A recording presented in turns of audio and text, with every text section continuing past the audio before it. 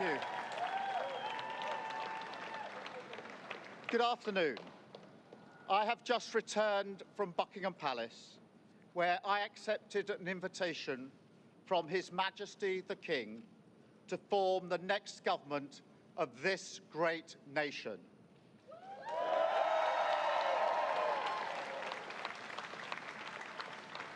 I want to thank the outgoing Prime Minister, Rishi Sunak. His achievement as the first British Asian Prime Minister of our country, the extra effort that will have required should not be underestimated by anyone. And we pay tribute to that today. And we also recognise the dedication and hard work he brought to his leadership. But now our country has voted decisively for change, for national renewal, and a return of politics to public service. When the gap between the sacrifices made by people and the service they receive from politicians grows this big, it leads to a weariness in the heart of a nation, a draining away of the hope, the spirit, the belief in a better future, that we need to move forward together. Now, this wound, this lack of trust, can only be healed by actions, not words. I know that. But we can make a start today with the simple acknowledgement that public service is a privilege and that your government should treat every single person in this country with respect. If you voted Labour yesterday, we will carry the responsibility of your trust as we rebuild our country. But whether you voted Labour or not, in fact, especially if you did not, I say to you directly, my government will serve you. Politics can be a force for good. We will show that. We've changed the Labour Party, returned it to service, and that is how we will govern. Country first, party second.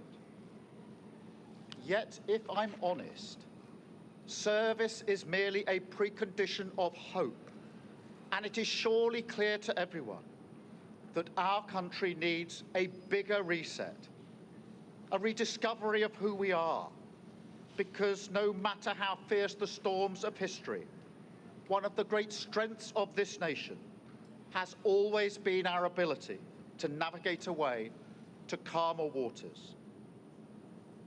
And yet this depends upon politicians, particularly those who stand for stability and moderation, as I do, recognising when we must change course. For too long now, we've turned a blind eye as millions slid into greater insecurity. Nurses, builders, drivers, carers, people doing the right thing, working harder every day, recognised at moments like this before, yet as soon as the cameras stop rolling, their lives are ignored. I want to say very clearly to those people, not this time. Changing a country is not like flicking a switch. The world is now a more volatile place. This will take a while. But have no doubt that the work of change begins immediately. Have no doubt that we will rebuild Britain with wealth created in every community, our NHS back on its feet facing the future, secure borders, safer streets, everyone treated with dignity and respect at work, the opportunity of clean British power cutting your energy bills for good. And brick by brick, we will rebuild the infrastructure of opportunity, the world-class schools and colleges, the affordable homes that I know are the ingredients of hope for working people, the security that working class families like mine can build their lives around.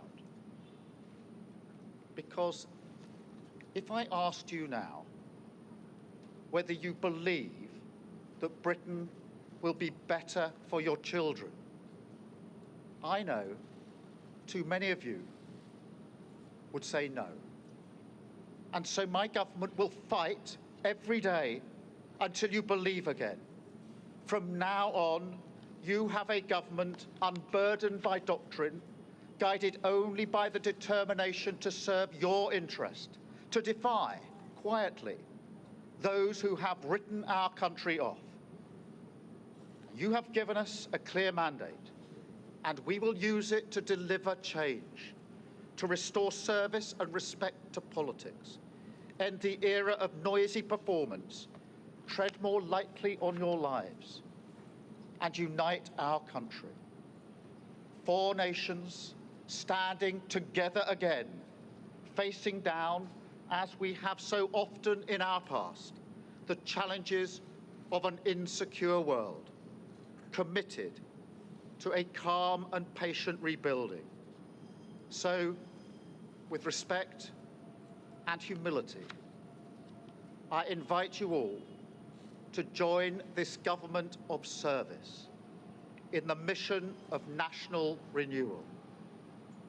Our work is urgent, and we begin it today. Thank you very much.